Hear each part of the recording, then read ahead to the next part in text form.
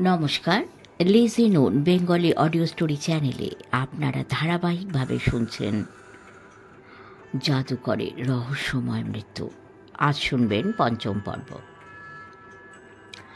Bobby, tiger এরা এখানে এসেছে? ববি একাধবার এসেছে, টাইগার আসেনি।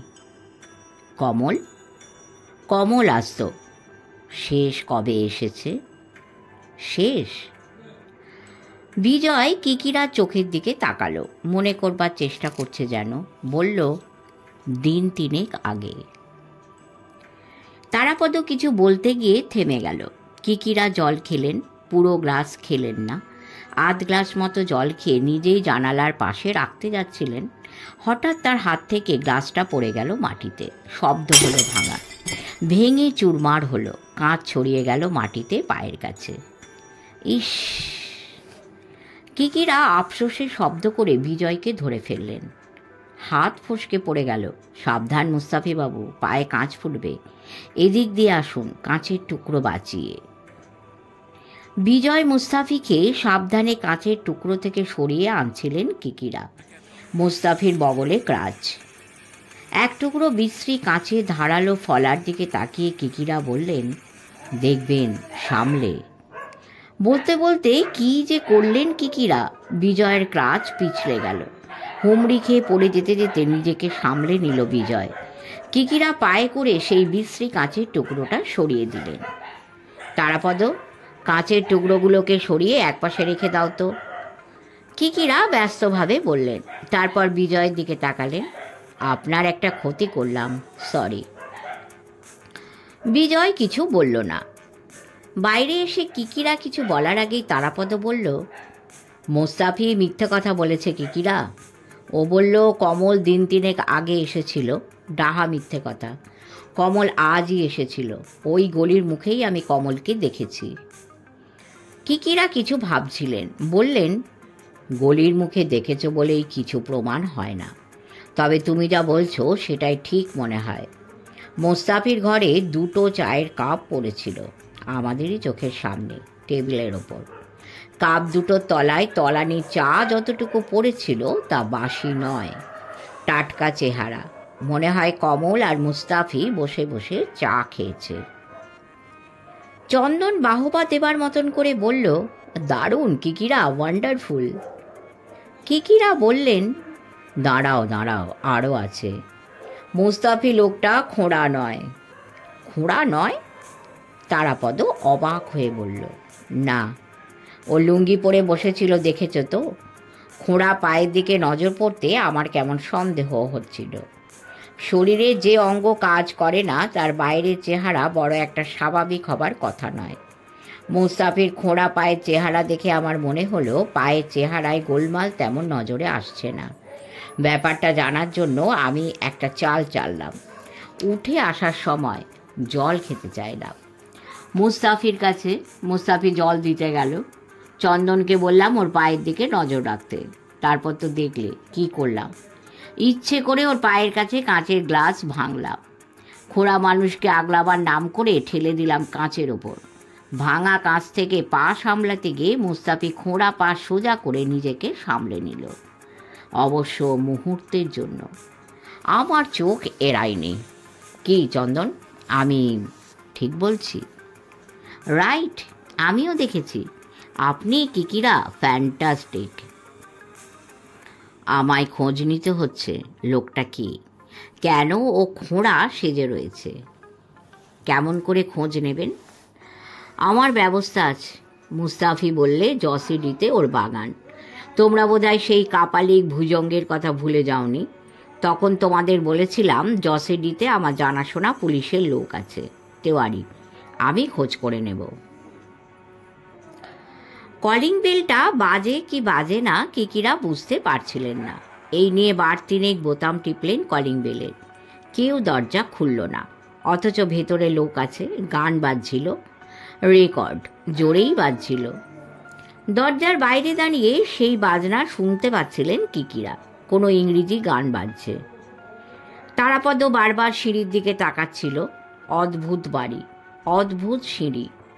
কলকাতা শহরে এমন জেলখানার মতো বাড়ি আছে, স্বর্গে চড়ার মতো সিঁড়ি আছে, সে জানত না। পাড়াটা যে অনেক পুরনো বোঝা যায়, ঘরবাড়ির বেশিরভাগই বোধহয় 100 বছরের পুরনো। ছাদ সিঁড়ি থেকে মনে হয় অনেক কাল আগে যেন এখানে সাহেব সুবোধের ব্যবসার মালপত্র রাখার গুদমখানা ছিল। কে জানে কি ছিল। কিকিরা মুখ ফিরিয়ে কিছু বলতে যাচ্ছিলেন, তারাপদকে দরজা খুলে গেল। ববি। কিকিরা সঙ্গে সঙ্গে বুঝতে পারলেন ও ববি। ববি বলল, ইয়েস, क्या बात? কিকিরা বুঝতে পারলেন ববি জানতে চাইছে কে তোমরা, কি দরকার। কিকিরা বললেন, ববি। ববি মাথা হেলালো, ইয়েস। কিকিরা পকেট হাতড়ে একটা কার্ড বার করে এগিয়ে দিলেন। কার্ড নিয়ে ঘরের আলোয় লেখাগুলো পড়ল ববি। তারপর খানিকটা অবাক হয়ে দেখল কিকিরাকে। ম্যাজিশিয়ান? কিকিরা মাথা ঘাড় ঝুঁকিয়ে কিকিরা হাসি হাসি মুখ করলেন। Indian, not Japanese. ববি হেসে ফেলল। আসুন, স্পষ্ট বাংলায় বলল ববি। কিকিরা আর তারাপদ ভেতরে এলেন। দরজা বন্ধ করে দিল ববি। ঘরের অবস্থা দেখে তারাপদ হক চকিয়ে যাচ্ছিল। 10-20 হাতের ঘর, কিন্তু জিনিসপত্রে ঠাসা। সোফা সেট, টেবিল, আলমারি, স্টিরিও, একপাশে মাঝারি এক কাচের বাক্সে রঙিন মাছ, অ্যাকোরিয়াম। টিমটিমে আলো জ্বলছে বাক্সের মধ্যে। তারই পাশে নিচে গোটা 2 বড় বড় পোস্টকার্ডের প্যাকিং বাক্স। ববি এগিয়ে গিয়ে স্টিরিও বন্ধ করে দিল। ঘরের ডান পাশে দরজা, ভেতর দিকে জানলা দিয়ে করিডোর দেখা যাচ্ছিল। রান্নাবান্নার গন্ধ আসছিল ভেতর থেকে। ববি বোধহয় একা থাকে না।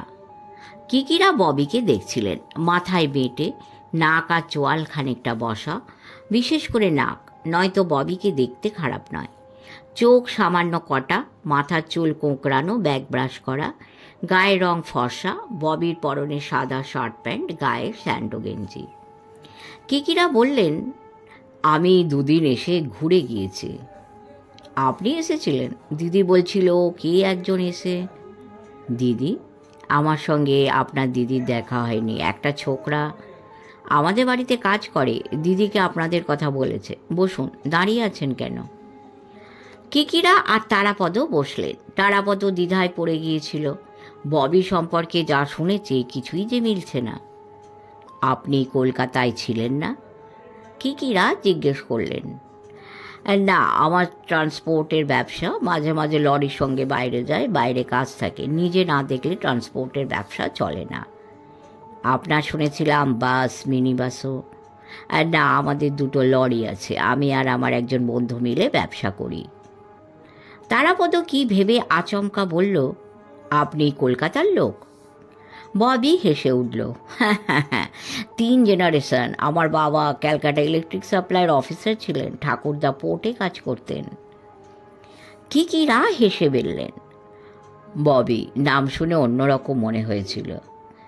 নামটা বাবা দিয়েছিলেন। বাবা হকি প্লেয়ার ছিলেন। বাবা ভেবেছিলেন আমি ববি বিশ্বাসের মতো ভালো হকি প্লেয়ার হব। ববি বিশ্বাসের খেলা আমি ছেলেবেলায় দেখেছি। ভালো খেলতো, এখন মনে নেই। আপনি বক্সার? ববি হাসল, ঝকঝকে হাসি। হ্যাঁ, ছিলাম। কিকিরা ববির ভাবভঙ্গি লক্ষ্য করছিলেন। ছেলে মানুষই রয়েছে।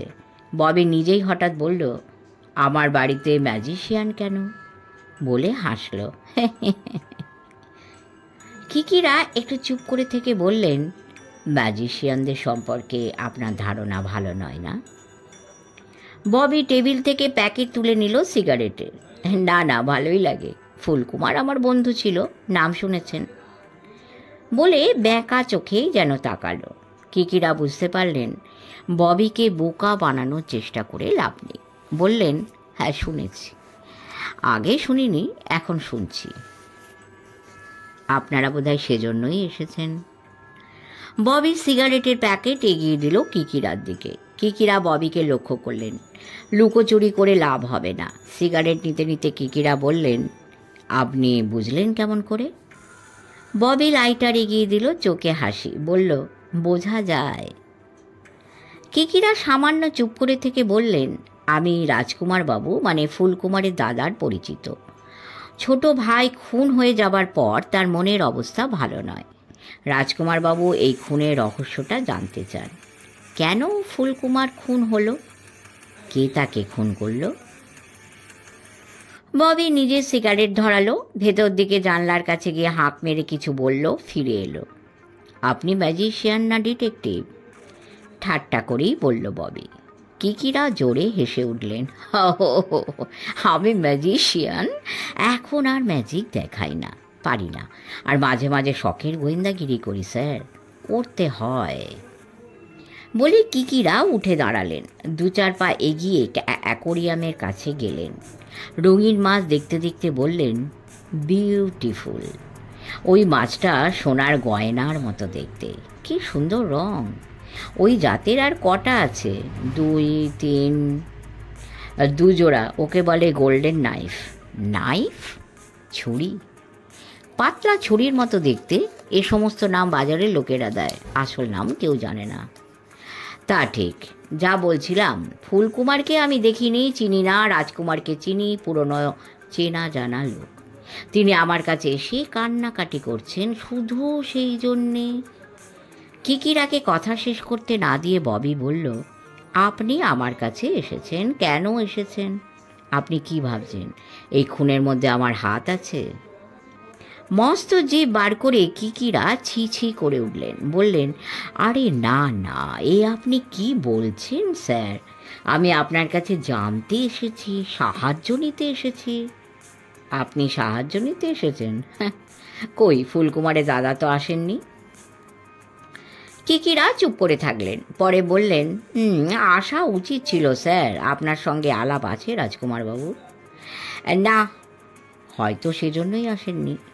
আপনার কথাও রাজকুমার আমাকে বলেনি। আমার কথা কে বলেছে আপনাদের? কমল, মুস্তাফি? তারাপদ এক দৃষ্টে ববির দিকে তাকিয়েছিল। ববি যেন সবই জানে। কিকিরা বললেন, ঠিকই ধরেছেন। ববির মুখ রুক্ষ রূঢ় হয়ে গেল। দাঁতে দাঁত চেপে কিছু বলল অস্ফুটভাবে, শোনা গেল না। শেষে পরে ববি বলল, চোরে চোরে মাস্তুতো ভাই। জাগে, আপনি আমার কাছে কি ধরনের সাহায্য চান? একটা ছেলে কফি নিয়ে এলো ট্রে করে। কিকিরা চিনতে পারলেন, এর আগে এই ছেলেটির কাছ থেকেই ববির খবর নিয়ে গেছেন। ছেলেটি চলে গেল। ববি ডাকলো কিকিরাকে, নিন কফি খান। ফিরে এসে নিজের জায়গায় বসলেন কিকিরা। বললেন, আপনার কি মনে হয় হঠাৎ ফুলকুমারকে খুন করা দরকার হলো কেন? খুন করার কারণ? ববি সরাসরি জবাব দিল না, বলল, আমার কথা পরে, আপনার ধারণা কি? আমি আমি কিছুই বুঝতে পারছি না। ফুলকুমারকে খুন করার পেছনে কার স্বার্থ? কি জন্যে তাকে খুন করা হলো এখনো কোনো হদিশ করতেই পারিনি। তবে বুঝতে পারছি, জানেন, এই ভেবে চিনতে ছক করে সাজিয়ে তাকে খুন করা হয়েছে, যাকে বলে প্ল্যান। ববি ব্যাঁকা করে হেসে বলল, এই প্ল্যানের মধ্যে আমাকে আপনি জড়াতে চান? দেখুন মশাই, আমি যদি খুন করতে চাইতাম, ফুলকুমারকে তুলে নিয়ে যেতাম লরি করে, খুন করে জিটি রোডে জঙ্গলে ঝোপঝাড়ে ফেলে দিতাম। প্ল্যান আমার মাথায় আসে না, তার ধারও ধারতাম না। আমি লেখাপড়া কম শিখেছি, আমার বুদ্ধিশুদ্ধি কম। আপনাদের প্ল্যান আমার আসে না মশাই। তবে আমি খুন খারাপের মধ্যে থাকি না, কখনো ছিলাম না। আমি খুনি হলে আমার দিদিকে দেখতেন গলায় দড়ি দিয়ে ঝুলছে। দিদি ছাড়া আমার কেউ নেই, আর দিদি বেঁচে থাকতে কোনো নোংরা কাজ আমি করব না, এটা ফুলকুমারও জানত। কিকিরা কফিতে চুমুক দিলেন, দেখছিলেন ববিকে। ছোকরা সাপসুপ কথা বলে, তবে মেজাজি। আপনার কথা শুনে মনে হচ্ছে ফুলকুমার আপনার বন্ধু হলেও তার উপর আপনার রাগ ছিল। যদি সত্যি কথা শুনতে চান, হ্যাঁ, রাগ ছিল। কেউ যদি বন্ধু হয় তার উপর রাগ করা যাবে না, এমন কোনো কথা আছে? তা ঠিক, তবে রাগের কারণ তো থাকবে। আপনার রাগ ছিল কেন তাও বলতে হবে, বললে উপকার হয়। ফুলকুমার ম্যাজিক ট্যাজিক কী করতো আমি জানি না, আমি ওর ম্যাজিক দেখিনি। দোকানে বসে কখনো কখনো তাসের খেলা দেখাতো, দেখেছি। কিন্তু আমি জানতাম ফুলকুমার তার খেলনার দোকানে বসে চোরাই স্মাগলড মালপত্র বিক্রি করে। তারাপদ এতক্ষণ কোনো কথা বলেনি। হঠাৎ বলল, চোরাই সোনা। ববি তারাপদর দিকে তাকালো। শুধু সোনা নয়, আরও অনেক কিছু। তার খরিদ্দার কারা ছিল? খরিদ্দাররা সোজাসুজি বোধহয় আসতো না, স্মাগলাররাই তাদের পাঠাতো। ফুলকুমার ছিল, কি বলবো, সাপ্লায়ার এজেন্ট, মানে যারা বেচাকেনা চালাতো তারা ফুলকুমারের হাত দিয়ে কারবার করত। ভালো কমিশন পেত ফুলকুমার। কিকিরা কফি খাচ্ছিলেন। খেতে খেতে বললেন, আপনি নিজের চোখে এরকম কাউকে দেখেছেন? আমার চোখের সামনে 8-10 হাজার টাকা রতি, চুনি, হিরে বিক্রি হবে এটা আপনি আশা করেন? আপনি কি মনে করেন যারা চোরাই মাল বিক্রি করে তারা ইঞ্চি 6 লম্বা ইটালিয়ান রিভলভার আমার নাকের ডগায় বিক্রি করবে? তারাপদ যেন চমকে ওঠার মতো শব্দ করল। কিকিরাও চুপ। ববি বলল, আপনি ভাববেন না ফুলকুমার আমার কাছে তার লুকোনো কারবারের কথা বলতো। আমি জানতাম। একবার ফুলকুমার আমাকে বলেছিল ছোট 1 পেটি চকলেট ধানবাদে পৌঁছে দিতে। বলেছিল পার্টি 1000 টাকাও দেবে। আমি রাজি হইনি। বুঝতেই পারছেন পেটিটা চকোলেটের নয়, মাল মশলার। মানে? ববি আঙুলের ইশারায় গুলি বন্দুক বোঝালো। কিকিরা এক দৃষ্টে ববির দিকে তাকিয়ে থাকলেন কয়েক পলক। তারপর বললেন, আপনি জানলেন কেমন করে? ববি এবার মুচকি হাসল। বলল, আপনি গোয়েন্দাগিরি করতে এসেছেন, অথচ সহজ নিয়মগুলো জানেন না।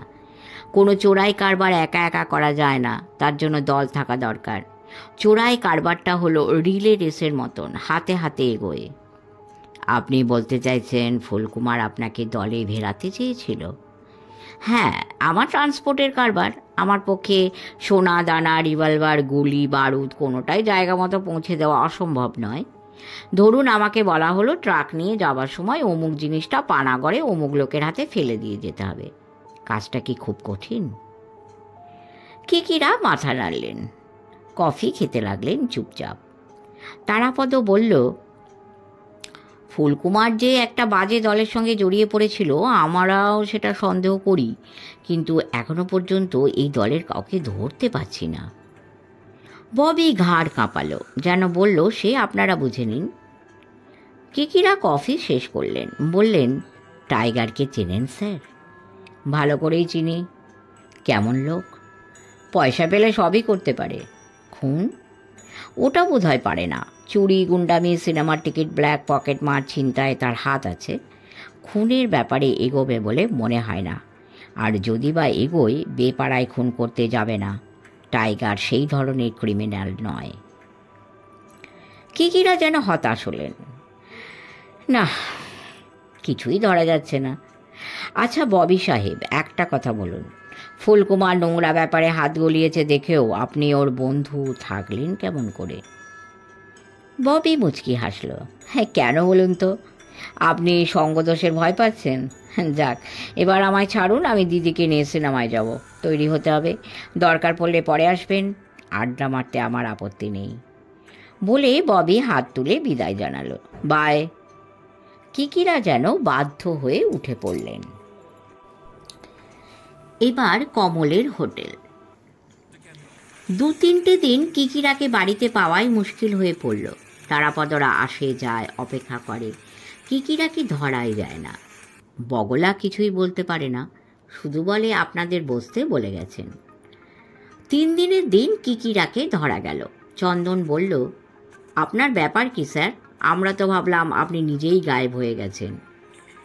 আমার দোষ নেই চন্দন, রোজই বলে যায় তোমাদের বসিয়ে রাখতে, ফিরে এসে দেখি তোমরা নেই। না, দোষ তোমাদেরও নয়, আমি সময় মতো ফিরতে পারি না, আটকে যায়। যাকে আসল কথা বলুন, প্রোগ্রেস কতদূর? তারাপদ বলল, মোটামুটি। আমার এখন সন্দেহ হচ্ছে তারাপদ শেষ রক্ষা করা যাবে না। চন্দন ঠাট্টা করে বলল, তাহলে আর বেগার খেটে কেন মরছেন? ছেড়ে দিন, ফর নাথিং। চন্দনকে কথা শেষ করতে দিলেন না কিকিরা। বললেন, আর একটু দেখি, কাল একটা লাস্ট চান্স নেব। Last chance? কাল আমরা কমলের সঙ্গে দেখা করব, তার হোটেলে, বাড়িতে নয়। তারাপদ 2 মুহূর্ত তাকিয়ে থাকলো। হোটেলে? বাড়িতে যাব না, হোটেলেই যাব। তুমি একটু খোঁজ করে জেনে নাও না তার ডিউটি কখন। দুপুরেই হবে। বিকেলেও হতে পারে, খোঁজ করে নাও। বলে কিকিরা পিঠ এলিয়ে বসলেন। ভালো কথা, জসেডি থেকে চিঠির জবাব পেয়েছি। তিওয়ারি লিখেছে মুস্তাফি বলে কোনো লোকের বাগান জসেডিতে নেই। বিজয় মুস্তাফি বলে কোনো লোক থাকে না, তবে মধুপুরের এক মুস্তাফি নার্সারির ব্যবসা করে। চন্দন কিকিরাকে দেখছিল, বলল, আপনি তাহলে ঠিকই ধরেছেন কিকিরা, বিজয় মুস্তাফি একটা ব্লাফ। কিকিরা একটু হেসে বললেন, লোকটা ভালো অভিনেতা। তাছাড়া কি জানো, ও যে ধরনের খোঁড়া তেমন খোঁড়া হওয়া সহজ। আমার মনে হয় ও যদি প্যান্ট পরে ওই রকম এক পায়ে লেংচে হয়ে থাকে, চট করে ধরাও পড়ে যাবে। ওর মতলবটা কি বলুন তো? সেটাই বুঝতে পারছি না, তবে লোকটা নিজেকে ধরিয়ে দিয়েছে। ফুলকুমারের ব্যাপারটার সঙ্গে সে জড়িয়ে আছে বোঝা যাচ্ছে। কিভাবে আছে সেটা ধরতে হবে। চন্দন ঘড়ি দেখল, 8টা বাজে, তার কাজ আছে। বলল, আমরা আজ উঠি কিকিরা, রাত 8টা, কাল দেখা হবে। আপনি কখন যাবেন জানলে সুবিধে হতো। তারাপদ খোঁজ না করা পর্যন্ত বলতে পারছি না, তা ও তোমায় জানিয়ে দেবে। একটা কথা বলে নি, কমলের হোটেলে আমি আর তুমি দুজনে যাব। তারাপদকে বাইরে বসিয়ে রাখবো। কেন, আপনি কি মনে করছেন? আমি কিছুই মনে করিনি। কমল যে মুস্তাফির কাছ থেকে আমাদের খবর শুনবে সেটাও আমি ধরে নিচ্ছি। তবু তারাপদকে হোটেলের বাইরে রাখব। যা ভালো বোঝেন, উঠি। তারাপদ আর চন্দন উঠে পড়ল। এক পশলা ঝিরঝিরে বৃষ্টি হয়ে গিয়েছিল শেষ বিকেলে। বাতাসে তখনও বাদলা ভাব, আকাশে মেঘও রয়েছে। ট্যাক্সি থেকে নেমে বোঝা গেল আজ গুমোট বা গরম থাকবে না, বরং আরামই লাগবে। কিকিরা ভাড়া মিটিয়ে দিলেন ট্যাক্সি। সন্ধে হয়ে আসার মতন দেখাচ্ছে, ঘড়িতে মাত্র 6:15। কিকিরা বললেন, তারাপদ, তুমি হোটেলের বাইরে কোথায় থাকবে? আপনিই বলুন। রেস্টুরেন্ট। চারদিকে তাকালেন কিকিরা, রেস্টুরেন্ট দেখতে পেলেন না। সোডা ফাউন্টেন গোছের একটা কি আছে দেখা গেল। কিকিরা বললেন, আপাতত ওখানে থাকবে, একটু নজর রাখবে। অবশ্য নজর রাখবে কার ওপর? তুমি আমি কজনকেই বা চিনি, তবু নজর রেখো। কিকিরা চন্দনকে নিয়ে হোটেলের দিকে পা বাড়ালেন। হোটেলটা বাইরে থেকে দেখতে বাহারি নয়, ভেতরে ঢুকলে বোঝা যায় বাহারি না হোক এই হোটেলের প্রাচীনত্ব রয়েছে, হয়তো সেজন্যই খানিকটা আভিজাত্যও রয়েছে। রংচঙে ঝকঝকে ভাবের চেয়ে পরিচ্ছন্নতাই নজরে আসে। ছোট রিসেপশন, দুজনে বসে কাজকর্ম করছিল, পাশে ফোন। চন্দন এগিয়ে গিয়ে কমলের খোঁজ করল। কমল বসে দোতলায়, সিঁড়ির মুখে বাঁ দিকের ঘরে। কিকিরা আর চন্দন সিঁড়ি দিয়ে উঠে দোতলায় এলেন। একটা ঘর দেখতে পেলেন চন্দন বাঁ দিকে, অফিস লেখা রয়েছে। এপাশে দোতলার অন্য ঘরগুলো থাকা খাওয়ার জন্য নয় বলে মনে হলো। বোধহয় হোটেলের স্টোর, কিচেন, ম্যানেজারের ঘরটার হবে। 30-50 পা তফাতে ঢাকা বারান্দা চোখে পড়ছিল। টেবিল চেয়ার পাতা, হোটেলের রেস্টুরেন্ট হতে পারে। অফিস ঘরের দরজা ঠেলতেই খুলে গেল। কিকিরা কমলকে আন্দাজ করে নিতে পারলেন, ছবি দেখা আছে কমলের। এগিয়ে গেল কিকিরা। কমল বসে বসে সিগারেট খাচ্ছিল, হাতে কাজ নেই। তার টেবিলের পাশে খাতাপত্র, বিল, বুক, কলম, পেন্সিল পড়ে আছে, আর 1 কাপ চা, একটা ভাঁজ করা খবরের কাগজ। কিকিরা হাসি হাসি মুখ করে বললেন, কমল ব্যানার্জি। কমল দেখছিল কিকিরাকে। আমি। আপনি? কিকিরা, রাজকুমার বাবুর বন্ধু। বলে 2 পা পেছনে দাঁড়ানো চন্দনকে দেখালেন। ও চন্দন। কমলের বুক দেখে মনে হলো ও যেন কিকিরার কথা আগে শোনেনি। বলল, কি ব্যাপার বলুন তো? আপনার সঙ্গে কিছু কথা আছে, একটু সময় লাগবে। সময়? কিন্তু এখন আমার সময় কোথায়? ঘণ্টাখানেক। কিকিরা বিনয়ের মুখ করে বললেন। কমলের হাত কয়েক তফাতে অবাঙালি মাঝবয়সী এক ভদ্রলোক কাজ করছিলেন। বেয়ারা আসা যাওয়া করছিল, 2-4 জনের টুকটাক কথারও শব্দ আসছিল। কমল বলল, সরি, 2-5 মিনিট কথা বলা যায়, 1 ঘন্টা গল্প করা অসম্ভব। বলে হাত দিয়ে কাগজপত্র দেখালো। এত কাজ আমার পড়ে রয়েছে। কিকিরা বললেন, তাহলে ছুটির পর কথা হবে। ছুটির পর? আমার ছুটি হতে হতে 8:15 বাজবে, ততক্ষণ আমরা অপেক্ষা করব। অপেক্ষা করবেন? তাতে আর কি, বাইরের রিসেপশানে ওখানে বসে থাকবো। এখন কটা বাজে? 6:30। ঘন্টা দেড়েক বসে থাকা যাবে, কি বলো চন্দন? চন্দন মাথা নাড়লেন। No problem. কমল প্রথমটায় যেন খেয়াল করতে পারেনি বা বুঝতে পারেনি, পরে খেয়াল হলো। বলল, রিসেপশনে বসে থাকবেন এতক্ষণ? কিকিরা রগুড়ে হাসি হেসে বললেন, not much sir, only 1.5 hours। রেশনে লাইন দিলে 2 ঘন্টাও দাঁড়াতে হয়, ঝাঁঝা রোদে, আর এখানে তো আরামেই বসে থাকবো, কি বলো চন্দন? চন্দন মাথা হেলিয়ে সাই দিল। কমলকে খুশি মনে হলো না, বাধ্য হয়েই বলল, বেশ, বসুন। কিকিরা চলে যাচ্ছিলেন। কমলি আবার বলল, আমার সঙ্গে আপনাদের এমন কি কথা মশাই, 1.5 ঘন্টা বসে থাকবেন? জরুরি কথা, শুনলেই বুঝতে পারবেন। রাজাদা আপনাদের পাঠিয়েছেন। আপনি কাজ সেরে নিন, আমরা আছি, পরে কথা হবে। কিকিরা আর দাঁড়ালেন না, চলে এলেন চন্দনকে নিয়ে। নিচে রিসেপশনের জায়গায় ভিড় প্রায় নেই, সোফা সেট পাতা ছিল, দেওয়ালে 2-1 ছবি ঝুলছে। কিকিরা একপাশে বসলেন, সামান্য আড়াল থাকে যেন। চন্দনকে বললেন, একটা ম্যাগাজিন টেনে নাও তো। চন্দন গোটা 2 ম্যাগাজিন তুলে আনলো। ছোকরাকে কি নার্ভাস দেখলে? কিকিরা বললেন। নার্ভাস? না, নার্ভাস নয়, তবে আমাদের 1.5 ঘন্টা বসে থাকায় ও খুশি হলো না। কেন বলুন তো? দেখা যাক কেন। একটা সিগারেট দাও। আর শোনো, তুমি একবার বাইরে গিয়ে তারাপদকে বলে এসো আমরা না বেরোনো পর্যন্ত ও যেন হোটেলের কাছাকাছি থাকে, দরকার হলে রাস্তায় দাঁড়িয়ে থাকবে, পালিয়ে যেন না যায়। চন্দন সিগারেটের প্যাকেট দেশলাই কিকিরার হাতে তুলে দিয়ে বাইরে চলে গেল।